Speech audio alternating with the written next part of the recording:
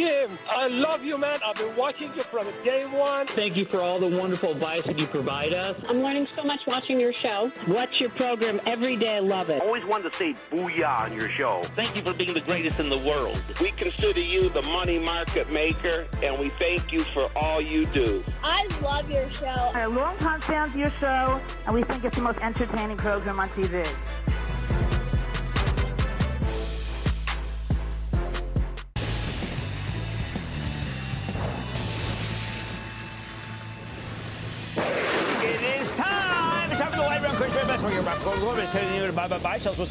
Stock watches, my Stanford, play this out. And then the lightning round is over. Are you ready? Ski Daddy. Time for the light round. Cramer might start with Susan in New York. Susan. Hi, Jim. Susan. I'm a second-time caller and a very long-time fan and viewer. Thank you for everything you do. Thank you. Thank you very much. You're welcome. I was wondering if you could give me your thoughts and maybe a possible strategy on what I should do about COVID. CAVA group. I enjoy. Don't get it.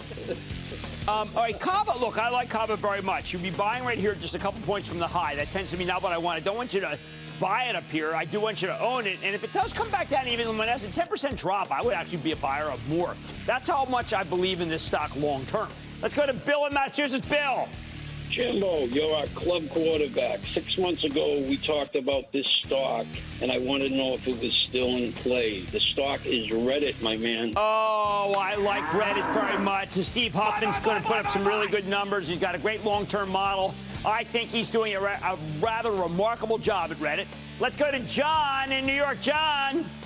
Hey, Jim, first-time caller. Thank you for taking my call. Of course. What's up?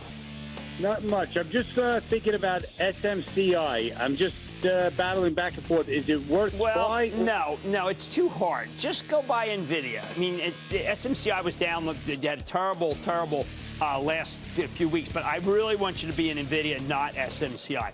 I need to go to Mike in Pennsylvania. Mike. Jim, booyah. Booyah. Booyah. Listen, Jim, you're my bookends, right? Start with you in favor and call in the morning, and with you. Oh, how great are they, huh? They're so great. What's up? Yeah. And future club member joining tomorrow. No, that's great. We got a big meeting next week. I want you in on that call. Thank you so much. I'm gonna be. So question. So about 6-7 months ago, you said everybody's got to own GE Healthcare. You have to own it. I owned it. It ran up. I sold it. I feel bad for selling it, but the question is it now still a good time to get back in it? Is there it just had a very big run. Sells at 21 times earnings. I wouldn't be surprised if analysts all hate. I feel like many analysts hate it. I'd wait for another downgrade and buy more. I would not buy more right here. One of these analysts will flinch and downgrade it. They hate the stock. Let's go to John in South Carolina. John. Hey, Jim, thank you. First-time caller, long-time listener, a member of the investment club. Oh, thank you. Hey, I got a question about McCormick. I enjoyed the spot you had on it last week, but since then, they've issued debt. There's been a couple of price revisions, and today, a couple of the board or senior leadership purchased stocks. I'd like to get your take on a good entry point for that stock. I think buying it right here is a very good idea. I agree with you. I thought that McCormick did a very good job when the company was on the show. I have to tell you also, I think that it's kind of, I know it's a staple, and the staples are out of favor when the Fed cuts, but I think that they're doing a very good job. Brendan Foley really explained the situation well. Let's go to Lou in Pennsylvania. Lou. Hi, Jim. First, Lou, how are you? A big thank you. Something mostly for myself, since you heard this many times every day from your viewers. Thank you. Thank you. But after calling Mad Money yesterday, the market may have today partially answered my question about GlaxoSmithKline with the settlement of the Zantac. Yeah, that was huge. I've been waiting for that. I was hoping for that. They got the settlements behind them. Now we're moving on. GSK goes higher. Let's go to John in Florida. John. Hey, Jim.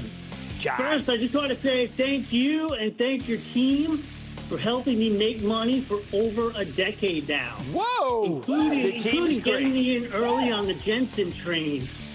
Yeah, that's some train, huh?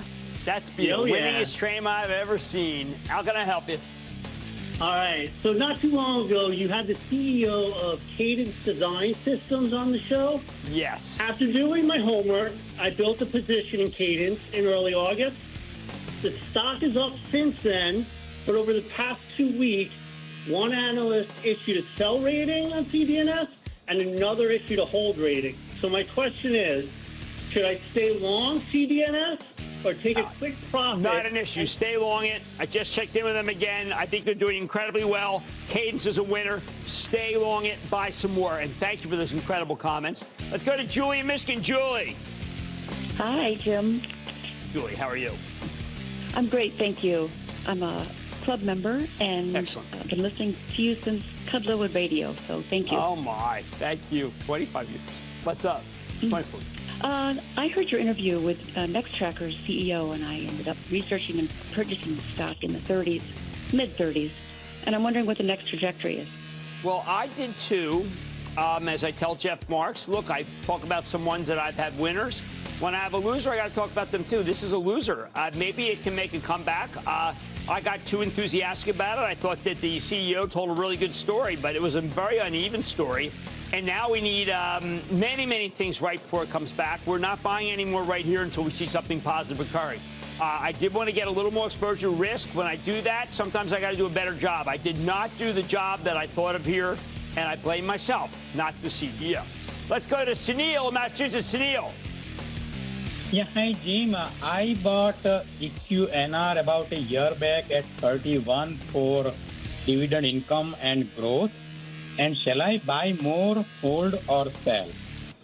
It's okay. I'm not encouraging buying in that sector. I just think that sector just does not offer as much upside as it used to many, many years ago. Let's go to Craig in Texas. Craig. Hey, Jim. Great to talk to you, and a big booyah from the beautiful Texas Hill Country.